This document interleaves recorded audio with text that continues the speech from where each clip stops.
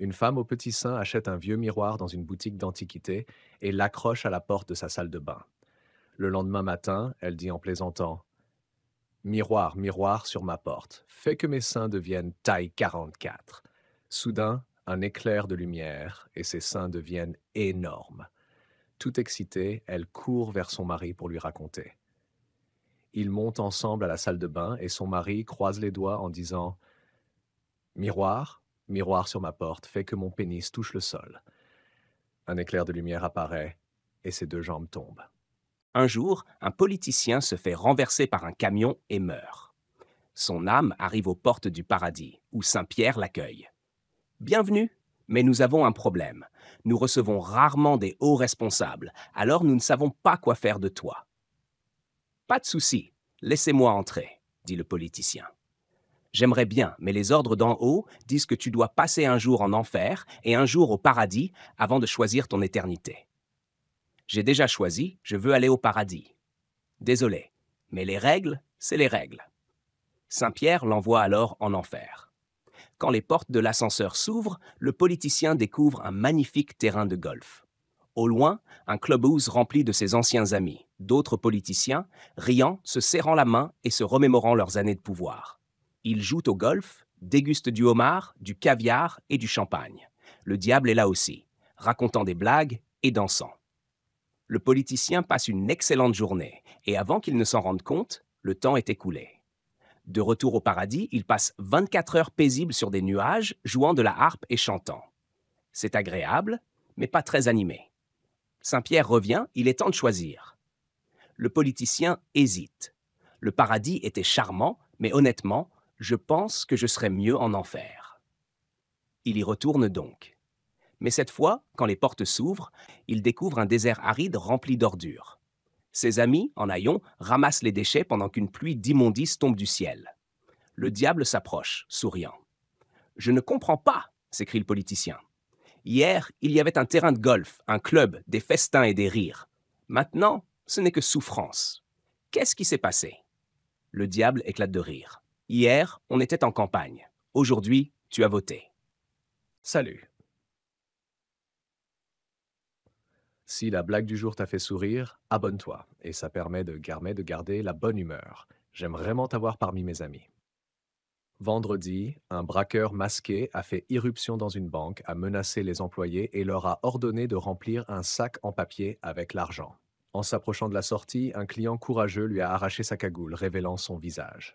Le braqueur a aussitôt tiré sur le client. Voyant qu'un caissier l'avait aussi vu, il a tiré sur lui également. À ce moment-là, tout le monde, terrifié, fixait le sol en silence. Le braqueur a crié: Est-ce que quelqu'un d'autre a vu mon visage? Après un long silence, un vieux Australien nommé Bernie a levé la main et dit: Ma femme t'a très bien vu. 2. La belle-mère rentre des courses et trouve son gendre, Patty, furieux, en train de faire sa valise. Que se passe-t-il, Patty? Demande-t-elle inquiète. Je vais vous dire ce qui se passe. J'ai envoyé un email à votre fille, ma femme, pour lui dire que je rentrais plus tôt de ma partie de pêche. Je rentre, et devinez ce que je trouve?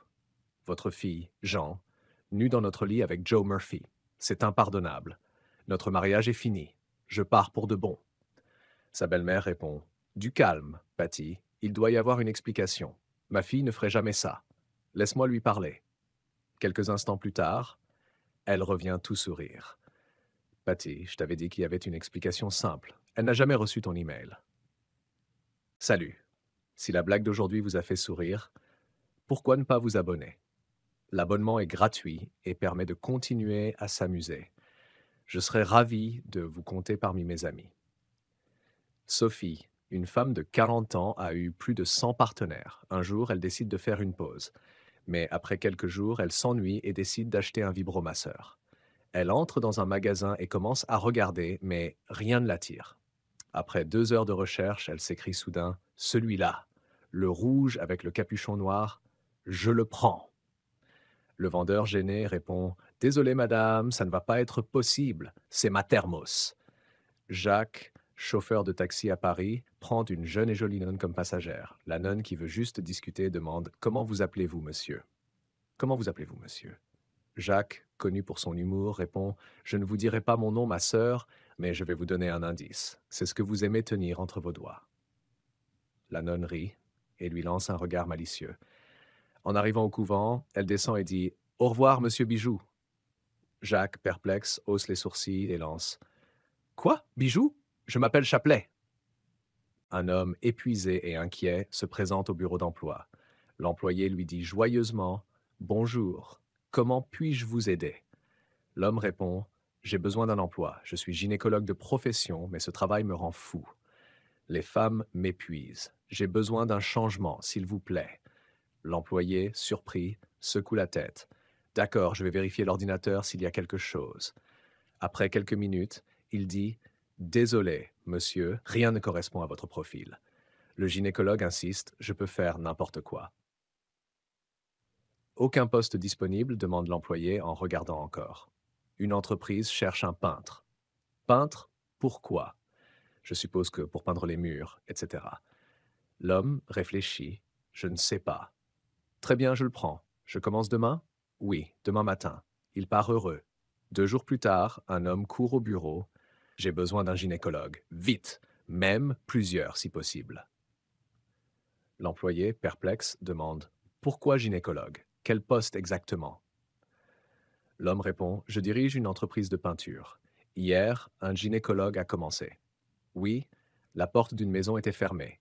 Je suis allé chercher les clés. En revenant, il avait peint tout le rez-de-chaussée à travers le trou de la serrure. Un jour, pendant un cours de maths animé, la professeure voulut stimuler la classe avec une question qui semblait simple, mais qui pouvait faire réfléchir. Elle balaya la salle du regard et s'arrêta sur un groupe de filles au milieu, en train de bavarder doucement. Elle les connaissait. Elles étaient futées et pleines d'esprit, même si leurs réponses étaient souvent plus drôles que justes.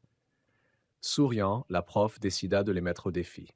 Elle demanda à la classe « Qui peut me dire ce qui se passe si on met deux dans un ?» Un silence tomba aussitôt, signe que tout le monde hésitait ou cherchait le piège. Les filles se regardèrent, essayant de comprendre si c'était un jeu de mots ou une astuce de maths. Après un long moment, une fille leva la main et dit « Madame, vous avez du courage, car franchement, même un seul serait déjà trop pour nous. » Salut à tous. Si la blague du jour vous a fait sourire, abonnez-vous. C'est gratuit et ça permet de continuer à partager la bonne humeur. Je serai ravi de vous compter parmi mes amis. Un vieux touriste allemand en visite pour la première fois à Orlando, en Floride, se retrouve dans le quartier rouge et décide d'entrer dans un grand bordel. La patronne l'accueille, lui propose de s'asseoir et envoie une jeune fille pour lui tenir compagnie. Ils discutent, flirtent un peu, rien, prennent un verre et la jeune femme s'assied sur ses genoux. Le vieil homme se penche et lui chuchote quelque chose à l'oreille. Choquée, elle s'éloigne aussitôt. Étonnée, la patronne envoie une fille plus expérimentée. Même scénario. Discussion, rire, flir, un verre. Elle s'assied sur ses genoux, il lui murmure à l'oreille, et elle se lève d'un bond, s'exclame « Jamais !» et part. La patronne ne comprend pas ce que cet homme ordinaire peut bien demander pour que ses filles réagissent ainsi. Elle décide donc d'envoyer sa meilleure, Lola, qui n'a jamais refusé un client. Lola rejoint le touriste, ils rient, boivent, puis elle s'assied sur ses genoux. On se penche, lui chuchote à l'oreille. Lola s'exclame « Hors de question !» et le gifle avant de s'en aller. La patronne, intriguée comme jamais, veut savoir ce qui se passe. Cela fait des années qu'elle n'a pas pris de clients, mais elle pense avoir tout vu. Elle propose alors à Hans de l'accompagner. Ils s'amusent, boivent, elle s'assied sur ses genoux et il lui murmure « Est-ce que je peux payer en euros ?»